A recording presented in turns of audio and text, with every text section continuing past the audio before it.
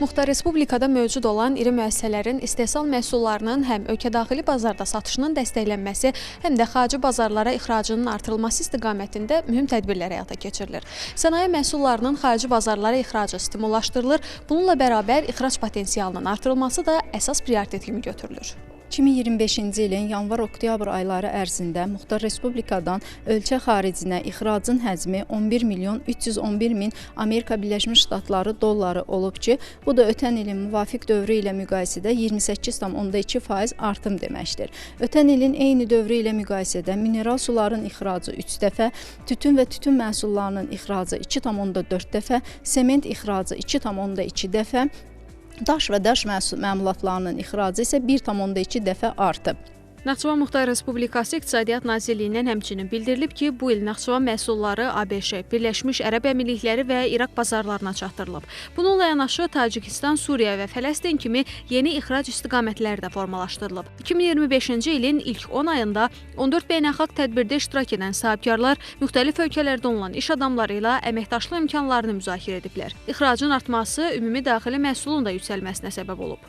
2025-ci ilin yanvar-oktyabr ayları ərzində Naxçıvan Muxtar Respublikasında 1 milyard 337 milyon 251 min manat dəyərində ümumdaxili məhsul istehsal olunub ki, bu da ötən ilin eyni dövrü ilə müqayisədə 4,2% artım deməkdir. 2025-ci ilin yanvar-sentyabr ayları ərzində Muxtar Respublikada 633 yeni iş yeri açılmışdır. Bu iş yerlərinin 37,1%-i yeni yaradılan müəssisə və təşkilatlarda, 62,9%-i isə mövcud müəssisə və təşkilatlarda yaradılmışdır. Bu il Muxtar Respublikada kənd təsərrüfatı məhsullarının istehsalı sahəsində əsasən artım müşahidə olunur. Onu da qeyd edək ki, bu məhsulların artımı ixrac potensialının artırılmasına və xarici bazara çıxışı da özlüyündə artırmış olur. Biz də bu mövzumuzun davamında bu sahədə görülən işlərə nəzər salacağıq. Muxtar Respublikada hazıradək 15 min hektardan çox sahədə əkin işləri aparılmışdır. Hal-hazırda payızlıq taxılı əkinləri davam etməkdədir.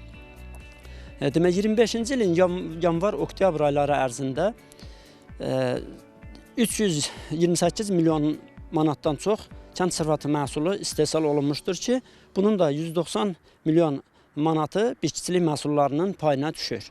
Meyvəçilik və üzümçülük sahələrində də artım müşahidə olunur. Adı çəkilən dövrdə 321 tondan çox meyvə və gilə meyvə, 7000 tondan artıq üzüm istehsal edilib. Bu göstəricilər müvafiq olaraq 6,9 və 17,5% artım deməkdir.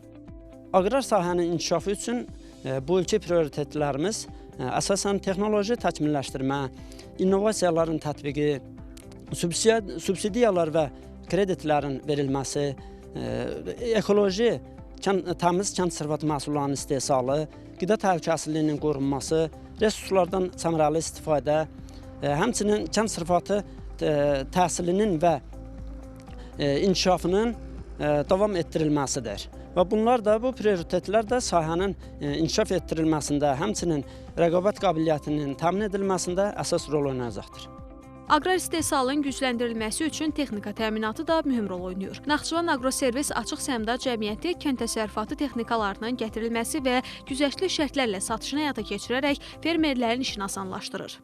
Yarandığı gündən bu günə qədər Naxçıvan Agroservis Açıq Səhmdar Cəmiyyəti 54 adda 3104 ədəd yeni texnik və texnoloji avadlıqlar gətirib güzəştli şərtlərlə və nəqd yolla torpaq mülkiyyətçilərinə satmışdır.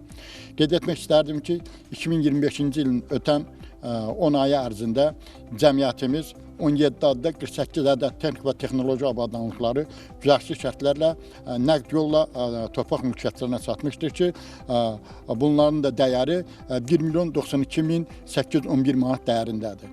Alınan texnikalar arasında Avropa istehsalı kombaynlar, pres maşınları və digər avadanlıqlar yer alır. Sentyabr ayında Gəncə Avtomobil Zavodundan əlavə olaraq 27 ədəd texnika gətirilib. Bu il əvvəlki illərdən fərqli olaraq texnikaların lizinq yolu ilə verilməsi də bərpa olunub. Lizinq qaydaları ilə güzəştli şərtlərlə texnika almaq istəyənlər müraciət etsələr, bu qayda ilə texnika və texnoloji avadanlıqlar ala bilərlər. Texnikanın və texnoloji avadanlığın dəyərinin 20% ödədikdən sonra 40% dövlət tərəfindən qarşılanır, yerdə qalan 40% isə müvəkkil vasitəsilə 5 il müddətinə verilir. Naxçıvan Muxtar Respublikasında sənaye istehsalının və aqrar sahənin paralel şəkildə inkişaf etdirilməsi regionun ixrac imkanlarını genişləndirir, iqtisadi müstəqilliyi möhkəmləndirir və yeni iş yerlərinin açılmasına şərait yaradır. Tətbiq olunacaq yeni texnologiyalar və bazar yönümlü yanaşmalar bu inkişaf dinamikasını daha da sürətləndirəcək. Tərlan İbrahimova, Asil Fətəliyev, Cəmil Məhərrəmov, İlkin Eylazov, NTV Xəbər.